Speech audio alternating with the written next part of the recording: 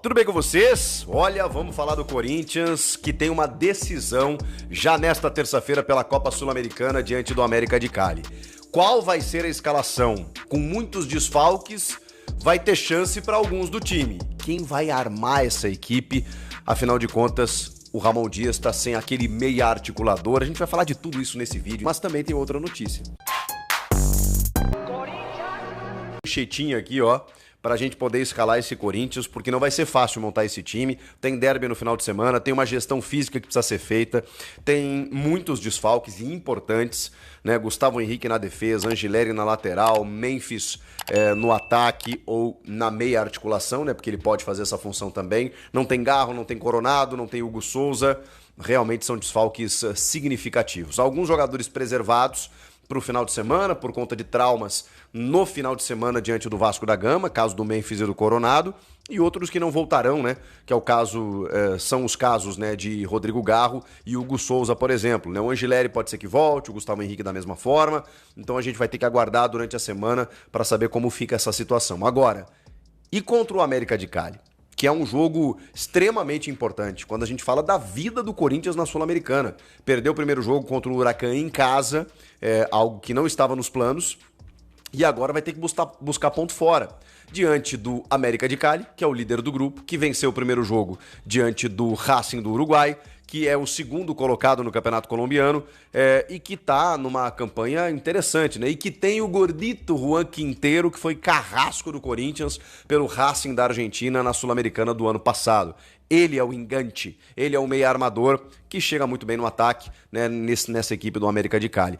Os caras também preservaram jogadores no fim de semana no Campeonato Colombiano, então tá todo mundo descansadinho, na ponta dos cascos para encarar o Corinthians. Não vai ser fácil, gente. Não vai ser fácil, e o Corinthians tem se atrapalhado em jogos internacionais, né, sul-americanos. Corinthians sobrando no Paulistão, campeão do estadual, chega no Brasileiro, joga com reservas na Bahia, empata, joga com titulares contra o Vasco, passa por cima. Ou seja, aqui tá tudo certo, o Timão tá mandando. Quando pega uma equipe gringa, tem tido dificuldades. Mas no ano passado avançou, chegou até a semifinal da Sula, aliás, nos 2 últimos anos. Chegou até a semifinal de Copa do Brasil também. Então, assim, é uma equipe copeira, né? Só que nessa fase de grupos da Sula, já caiu na Libertadores, veio pra Sula e tá se complicando. Então, precisa arrancar um resultado positivo e, como eu disse e repito, não vai ser simples sair com uma vitória de lá. Vamos lá. Cara, não vai ser fácil escalar essa equipe, tá? Eu tenho uma projeção aqui, e aí vocês podem me ajudar, inclusive, e já quero a opinião de vocês nos comentários aqui, para saber que time o Ramon deve escalar. Tem algumas situações em que não há dúvida, né? Matheus Donelli, na ausência do Hugo Souza, Mateuzinho e Matheus Bidu. Ou, já que o Angileri não tá jogando, vocês acham que ele preserva o Bidu e coloca o Hugo aqui? Acho arriscado. Então, na verdade aqui, eu vou colocar o time que eu colocaria se tivesse, por exemplo, o time em totais condições. Do tipo assim, você vai escalar o que tem de melhor? Então beleza. Então eu vou colocar esse time aqui em campo. Mateuzinho, Matheus Bidu, Ranielli, Carrilho, Breno Bidon, e aí vai ficar essa vaga aqui que a gente já fala a respeito, né? Que é esse meia articulador na ponta do losango, se o Ramon mantiver a mesma escalação, mesma formação tática, aquela coisa toda. Com o Romero e Yuri Alberto no ataque, tá? Essa seria uma escalação, assim, dita ideal e com tudo que tá à disposição, e com todos os desfalques. Não tem muito como fugir disso. Meio de campo, vou repetir, Ranielli, os 3 aqui, né? Ranielli, Carrilho e Bidon.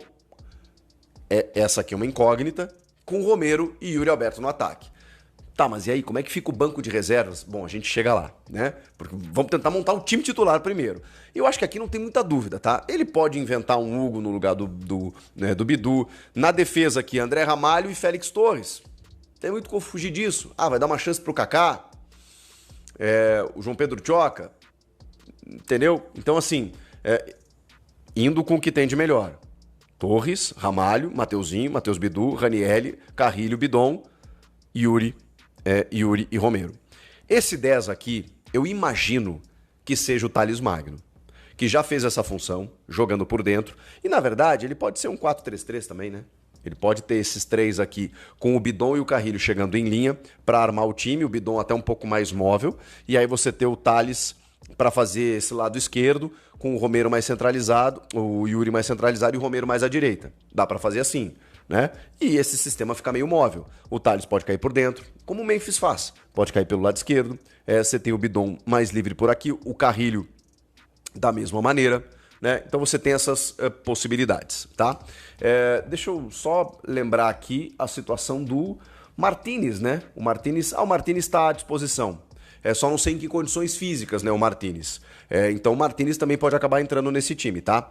Agora, tem uma outra possibilidade, que é desse cara aqui ser justamente Breno Bidon. Pela qualidade técnica que ele tem, pela característica que ele tem de chegar bem à frente, de dar dinâmica no meio-campo. Muita gente entende o Breno Bidon como um potencial substituto do Rodrigo Garro. Então ele pode realmente fazer essa função. Tá, mas e aí quem faria essa volância aqui? Alex Santana, José Martínez, Charles. Ele tem opções para fazer isso, mantendo aquele escopo inicial que é Ranieri e Carrilho. Quer dar um descanso para o Carrilho, que vem mostrando desgaste nos últimos jogos? Aí ele faz aqui Martínez e Alex Santana, por exemplo. Martínez atacando bem pelo lado direito, né, como ele normalmente faz, tendo o Ranieri à frente da defesa. Não tem muito para onde correr, gente. Alguns jogadores ficarão mais desgastados. Então essa gestão física você faz meio que na emergência. Tipo assim, quem é que tá bem? Mas você consegue encarar esse jogo e o derby final de semana, que tem toda a importância por ser Campeonato Brasileiro, por ser rival, por ser adversário, aquela coisa toda, né? Então, você tem que trabalhar com esse jogo pensando no fim de semana, mas ao mesmo tempo tem que tratar esse jogo com carinho, porque o Corinthians pode botar tudo a perder se não vencer esse jogo na Colômbia. Não que esteja já matematicamente eliminado, mas vai ter que fazer uma epopeia para classificar, nem que seja em segundo, para pegar um playoff, para chegar nas oitavas, uma loucura. Então, vencendo hoje, ele dá uma equilibrada na derrota sofrida para o Huracan na primeira rodada. Então, assim, o que vocês acham?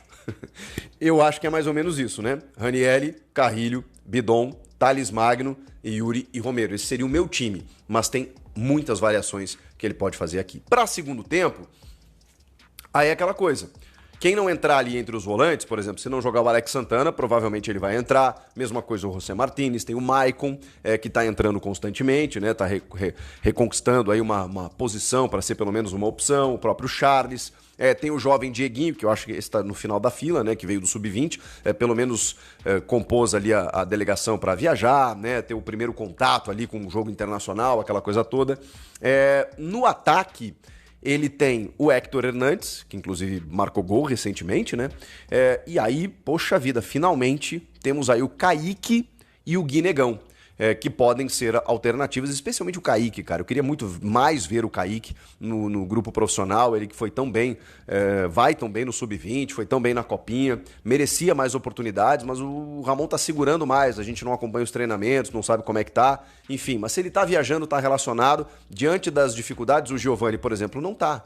E não tem que tá, né, gente? Ele não vai ficar, achei meio absurdo, né, a maneira como ele entrou naquele jogo contra o Barcelona, não sendo relacionado, de repente ele é colocado ali, empilhando atacantes, foi uma medida completamente equivocada. E aí, de novo, não tá nas opções aqui, porque realmente já sabem que não vão ficar com ele, né? Mas mostra uma incoerência, pelo menos naquele momento, do Ramon Dias. Enfim, nesse caso, você tem, eu imagino que Romero, Thales e Yuri vão pro jogo. O Thales, se não for, vai ser a primeira opção, né? E depois ele tem aí Héctor Hernandes, Kaique e Guinegão para entrarem no segundo tempo. Olha só, aquelas fontes boas, sabe? Aquelas que me ajudaram a cravar o Memphis, né? Que estava negociando com o Corinthians e quase tudo certo. O Anchileri. Você sabe que o cafezeiro não erra quando o assunto é mercado da bola. Essas fontes me passaram que o Corinthians está no mercado em busca de 3 medalhões. Vou te contar essa história agora, é exclusivo. Exclusivo! Pega essa, meu irmão! Isso, segura essa! Uma fonte me disse que o Corinthians vai se reforçar pesado, tá, para o meio do ano. E que a ideia é trazer 3 medalhões, 3 jogadores realmente pesados, hein? Tá? Não tô falando de quilo não, hein? 1 para o setor defensivo, 1 para o meio-campo e 1 para o ataque. São 3 medalhões. O Corinthians não quer contratar jogador que seja meia boca, enfim, quer trazer 3 jogadores realmente que cheguem, né, como titulares, né, e que venham causar impacto no mercado brasileiro e internacional, tá? Então, informação importante para você aqui no canal Café do Setorista: um defensor, um meio-campista, que é um meio armador, um camisa 10, e um atacante de beirada, principalmente. É claro que o Corinthians talvez deva até se reforçar mais se perder algum jogador no meio do ano. O caso do Breno Bidon e o Yuri Alberto, né, são jogadores que o Corinthians mais tem aí previsão de venda, né, para o meio da temporada, já que é a grande janela do futebol europeu, onde os clubes realmente investem bastante, tá? Então, informação importante para você aqui no canal Café do Setorista: a ideia do Corinthians é trazer 3 medalhões. Aliás, não é só ideia não, tá? O Corinthians já está no mercado e já tem conversas com jogadores pesados. Uma fonte me garantiu, porque eu falei, eu descobri isso, né, dando até opinião para uma fonte, dizendo que com esse elenco aí a gente não conseguiria ganhar um brasileiro, conquistar mais coisas esse ano, além do Paulista, e essa fonte revelou: Samir, mas eles estão de olho aí, estão em conversa com medalhões, e a ideia é trazer 3 jogadores daqueles mesmo, tá? Enfim, notícia importante que empolga um pouco, vamos aguardar. Não tenho ideia de quem seja, né, esses jogadores, enfim, isso aí é conversa que está no início, tá? E a ideia do Corinthians realmente é trazer 3 jogadores de peso aí no meio do ano, quando abrir a janela de transferências, né, do futebol internacional, tá certo? Comenta aqui embaixo, deixa o seu like, inscreva-se no canal, ative as notificações. Quero lembrar... Olha só, o Corinthians pode vender em definitivo o meio atacante Biro, tá? É bom lembrar, né, você que é torcedor corintiano, que o Biro ele foi emprestado no ano passado para o Sharjah, né, equipe dos Emirados Árabes Unidos. O Corinthians emprestou o Biro por $300 mil, R$ 1.600.000, né? Foi isso que entrou aos cofres do Corinthians, né, pelo empréstimo do jogador que foi atuar no mundo árabe. Ele fica emprestado até 30 de junho de 2025, ou seja, desse ano. E agora o time árabe quer comprar, né, quer exercer o direito de compra, né, já que tem um direito de compra no contrato, e já sinalizou que tem interesse em acionar a opção de compra aí dos 50% dos direitos econômicos do jogador por $2,5 milhões. Então isso vai dar aí R$14,5 milhões, tá? Inclusive está registrado tudo isso lá no UOL para você, tá bom? O Corinthians, né, tentando aí, né, vender em definitivo. Na verdade, quem está querendo comprar é o clube árabe, e o Corinthians está muito afim de vender porque quer colocar dinheiro nos cofres, tá? Então é bom lembrar: 50% dos direitos econômicos por $2,5 milhões, por R$14,5 milhões. O Corinthians deve vender em definitivo o Biro. Só para você ter os números do Biro, né? Desde que ele chegou ao clube árabe em setembro do ano passado, ele marcou 4 gols e deu 2 assistências em 23 partidas. Ele chegou ao Corinthians, né, em 2015, tem contrato até o final de 2027. Você negociaria o Biro ou é o meia que tá faltando aí? Enfim, comenta aqui embaixo e deixa o seu like. Fala, corintianada, gente fina no canal. Bora continuar as informações do dia do Corinthians. De agradecer a todo mundo que chegou até aqui. Se chegou até aqui é porque gostou do vídeo. Não esquece, deixa o like, se inscreve no canal, ativa o sininho. Ajuda bastante nosso trabalho aqui. Agradecer a todo mundo que tem participado, deixado o like. Quando aparecer o Hypar também, dá um toquinho lá no Hypar lá, que ajuda também a chegar o vídeo em mais corintianos. E vamos embora aí falar as principais informações do dia. Lembrando que hoje é dia de Corinthians, tem jogo à noite, tem pós-jogo aqui no canal. Então fica de olho aí que sai vídeo logo depois do jogo pra gente continuar falando do Timão. Espero que com uma vitória, a gente vai até comentar disso, né? O Corinthians em jogos sul-americanos já não é de hoje que tem tido problemas. Eu acho que hoje é um dia interessante para mudar essa logística. Galera, vamos começar com essa informação aí, ó. A Nike adiou o lançamento do novo uniforme do Corinthians por problemas logísticos. O Corinthians lançará o novo uniforme depois do previsto, apenas entre o fim de abril e o início de maio. Atrasou, mas atrasou bem, hein? Faz sentido. Eu acho que meio que envolve essa questão dos tarifaços do Trump.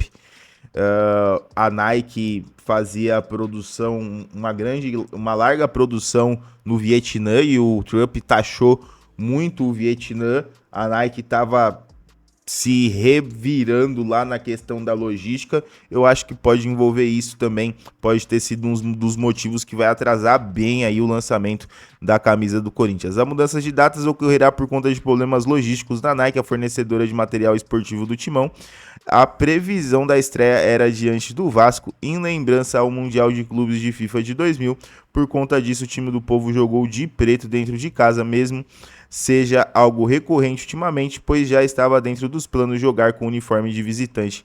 Em 2000, o ano da conquista do Mundial, a final da disputa com o Corinthians vestindo preto e o Vasco da Gama branco. Então as camisas aí que já vazou já nessa situação dos uniformes, agora vai ter esse atraso aí. Eu acredito que muito por conta disso, viu, galera? Eu tava vendo as matérias aí, essa questão aí envolvendo essas tarifas que o Trump tá jogando aí. Agora, tava vendo agora de manhã também, ele ameaçou a China, né? Falou pra China que se eles não revogarem a tarifa de 30% que eles colocaram, ele vai colocar mais 50% em cima, chegando a 104% as tarifas, um bagulho absurdo. E a Nike, com essa questão toda aí da produção dela no Vietnã, tava com vários problemas aí de logística mesmo, então acredito que foi isso que atrapalhou. Galera, seguinte, Corinthians tenta quebrar um jejum de quase um ano na partida contra o América de Cali. Depois de vencer a primeira no Campeonato Brasileiro, o Corinthians vai até a Colômbia em busca do primeiro triunfo na Sul-Americana.